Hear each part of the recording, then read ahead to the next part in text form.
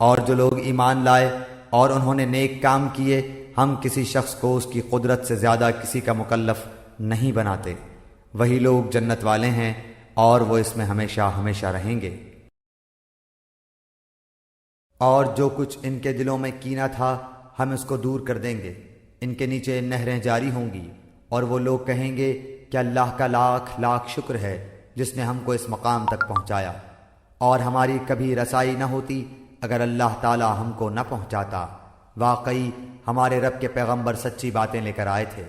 اور ان سے پکار کر کہا جائے گا کہ اس جنت کے تم وارث بنائے گئے ہو اپنے اعمال کے بدلے۔